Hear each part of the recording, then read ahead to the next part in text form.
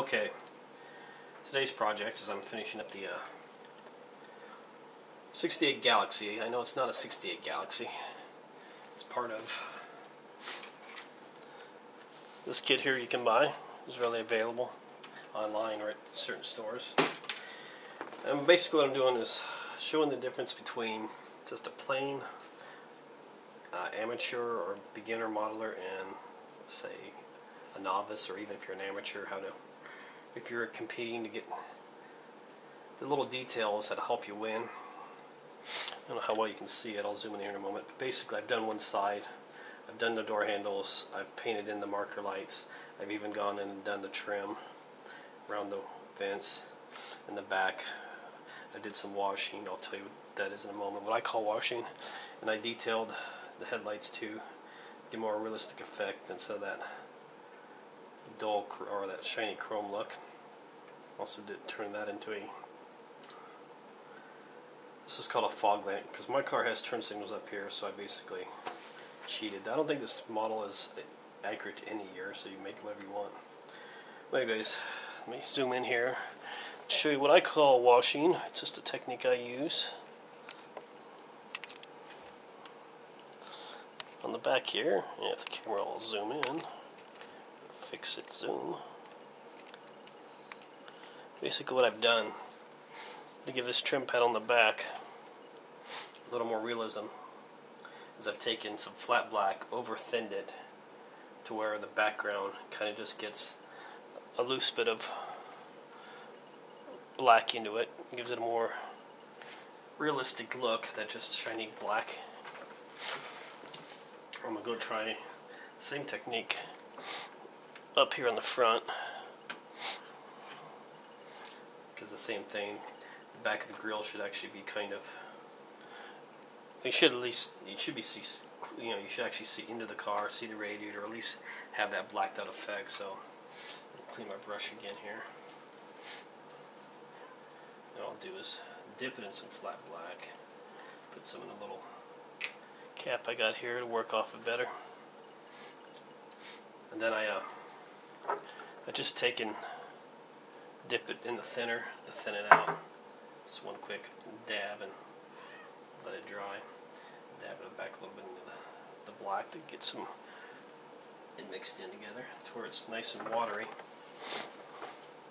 And then basically I just kind of let it fill in the areas. It'll just flow like water now. Not too worried about covering areas. Great. All I'm trying to do is matten out the back of it, give it the appearance that you can see through the grill itself. Basically what's happening is, because it's so watery, it won't stick to the chrome that well, so it's going to miss the high spots and move down in the low spots. That's the only real secret to this, is just keeping a really thin mixture of flat black. Just letting it flow into the areas. Like I said, this is what when I was younger, used to compete and got a lot of first places. And I think it's the details. It's like in real car shows and that. It's the finer details in your work that the judges notice. I ain't no expert, so I haven't done this in years, but so you can criticize me all you want. And the funniest part about how I learned all this, basically I was taught by what would be considered probably a legally blind guy, but he could paint the numbers on the instrument panels. He was that good. And basically their secret, he taught me to painting. It isn't the brush you use. I use this really thin one just for certain things, or I'll show you the stick one in a moment I use for what I call dry brushing. It's not the brush, it's where you put the paint and how you get the paint to flow that matters.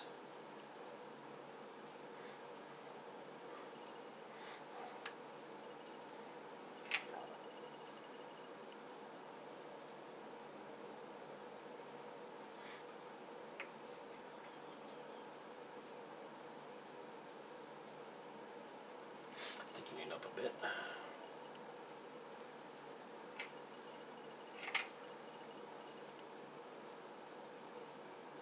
I said, when it flows like water, it's about the right texture and consistency.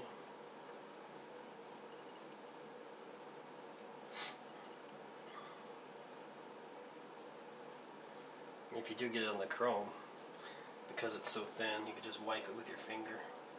It'll come right off. Again, the corners or square areas, the best way is to work from the corners out.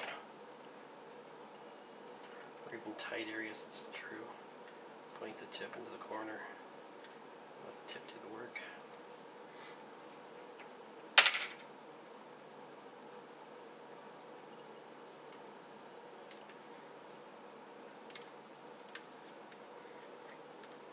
Okay. I'll go behind the camera so I can get this to show up better.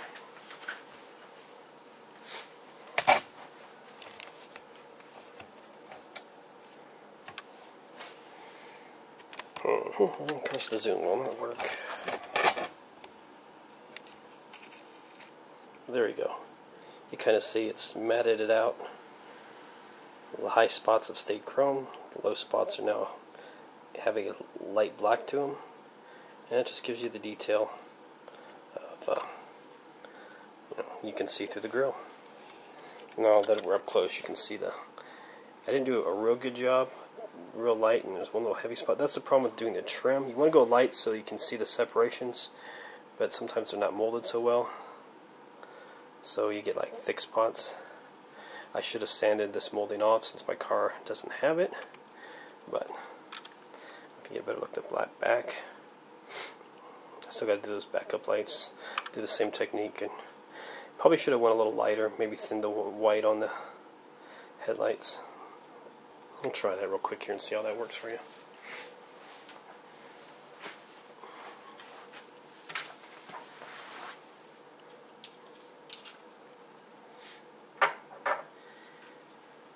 Same tape. Clean the brush. Let's get no black in it, because that would, though I guess a little black, if it was done right, would actually possibly make the headlights pop a little bit. Okay. A little bit of white. I guess I should turn the camera where you can see what the hell I'm doing.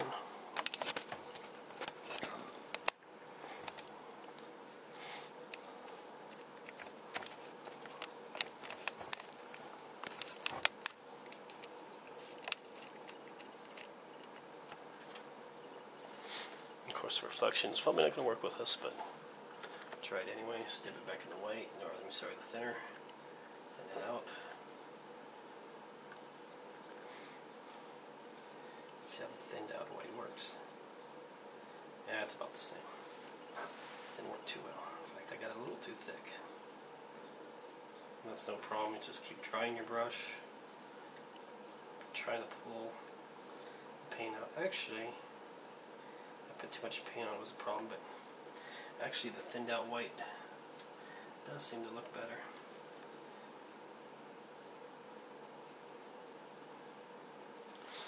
Of course, I'm moving the camera around too, or I'm moving out of the camera angle, but yeah, I guess as long as you don't get too much white like I did.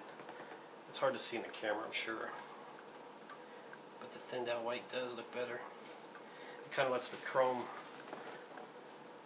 details of the headlight show through, which what it does, it gets rid of the reflection, and it kind of gives, headlights are fluted, and it gives a more fluted look.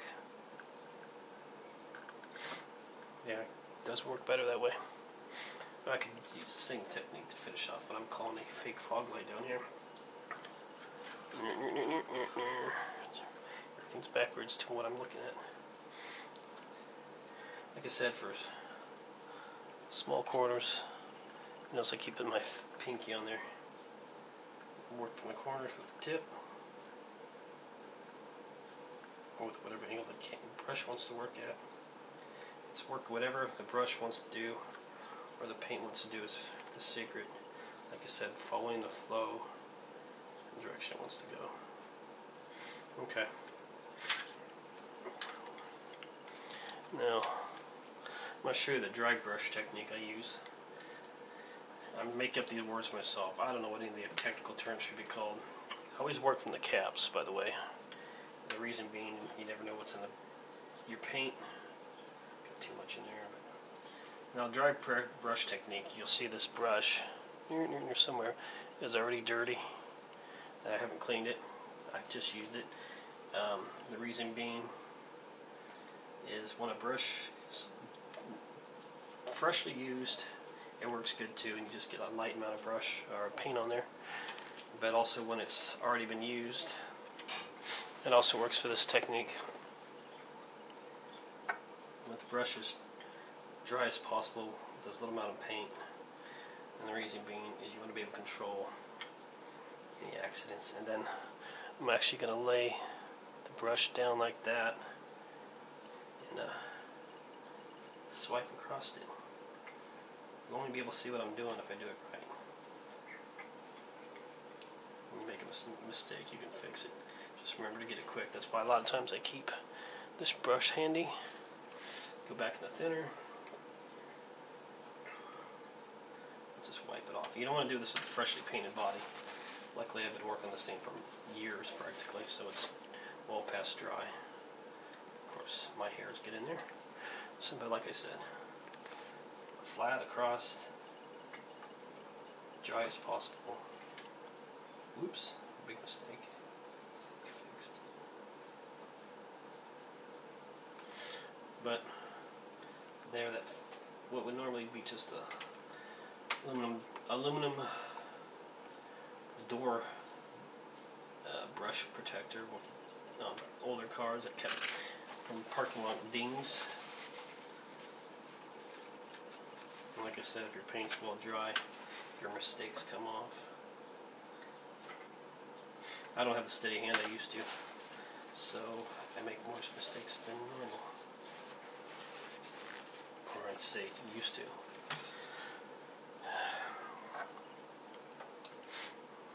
Finish it off here. Like I said, just swipe. Big mistake again. Swipe.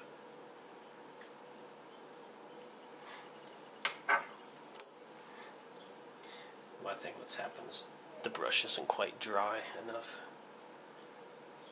Get little runoffs coming off of it.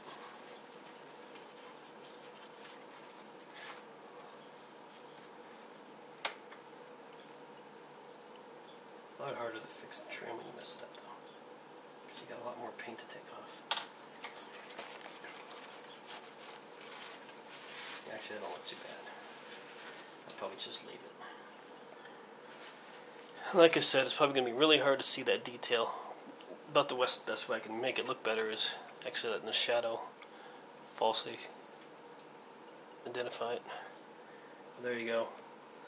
From a distance, it looks like there's actually aluminum molding there. So, like I said, those details are what win competitions. Now, the guy I knew was so good, like this gas tank door back here. He'd do the wash technique and actually put some flat black in there to accent that door. And he was a consistent winner every time. Like I said, he could paint numbers on a dashboard. So, but there you go. Same. Now the door handles. All you do, I like the thin brush in this case. Make sure it's dry from all the thinner I put on it. You don't want to thin this. You want this to be kind of thick.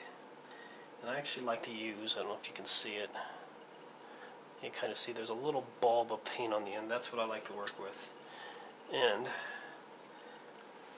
it's kind of like a drop and drag technique. You get it wet, and you go across. You try and get the brush to do the work. You try and once that's getting the paint to the right thickness, you just go across it, one swipe, one smooth swipe, and it will almost cover the entire door handle the right thickness that you need. Now the door lock cylinder is really hard. It is just a wing it dab. Get a little tiny piece on there, and you just kind of plop the best you can some paint in that area. A lot of times I get on there too thick, and your only hope is that it doesn't run down the door, that it just dries fast. Now you probably will have to go across the top of the door handle with a smooth swipe. good you're going to be able to see this, but like I said, just try and get a consistent amount and drag it across and you're done. And there you have the detail of a chrome, possibly aluminum, pop, or whatever, door handle. So there you go, just some simple techniques for novice builders to try and get the details in their models for their own personal enjoyment or competing at your local shows. So there you go. From River Gear, see ya.